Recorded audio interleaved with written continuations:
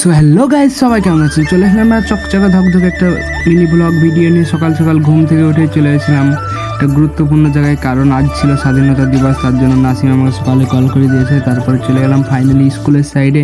তো স্কুলের সাইডে যাওয়ার পর সেখানে গিয়ে যা হয়, ওটা ছিল আমাদের মেম্বার সামনে, আর সাইডে ছিল অঞ্চল সভাপতি, যে পঞ্চায়েতে অঞ্চল সভাপতি যে মেন সে ছিল, আরও স্কুলের প্রধান শিক্ষক ছিল মহাশয়া, সাথে অনেক আজ্ঞার সব মুরব্বী লোক অনেকজনই ছিল। তো তারা ডাইরেক্ট পতাকাটা উত্তোলন করতে শুরু করলো।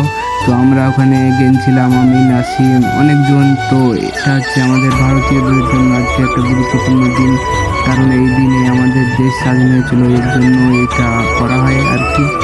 আবার ইত্যাদির বিষয় আছে অনেক কিছু, সে তো সবাই জানি। তারপরে সেখানে আমরা সকালবেলায় চলে যাই। সেখানে চলে যাওয়ার পর এইসব কাজগুলো যেগুলো হয় নাসিমরা করছিল আর আমরা ঘুরে বেড়াচ্ছিলাম। তো সেখানে গিয়ে পতাকাটা উত্তোলন হওয়ার পর সেইভাবে হয়েছে, কারণ হেভি লাগছিলো। তারপর এগুলো হচ্ছে বাচ্চারা সব সাইডে ছিল, দেখতে পাচ্ছেন চারিদিকে অনেক অনেক মানে সুন্দর একটা জিনিস মুহূর্তটা কাটলো। তারপরে নাসিম সবাইকে লাড্ডু দিতে শুরু করলো, লাড্ডু। তো সেই লাড্ডু দেওয়ার পর আমরা যাবো আবার। নাসিমকে বললাম একটু বাইক নিয়ে ঘুরতে এদিক ওদিক, তার জন্য নাসিম বললো ঠিক আছে, কোনো ব্যাপার না, যেতে হবে।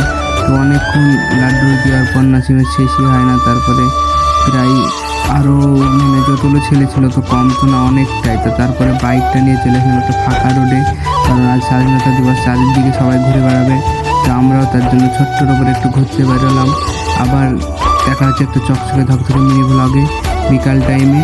তো এখনকার মতো এখানেই শেষ, আবার দেখা হচ্ছে। সবাই ভালো থাকবেন, টেক কেয়ার, বাই বাই, সবাই ভালো থাকবেন।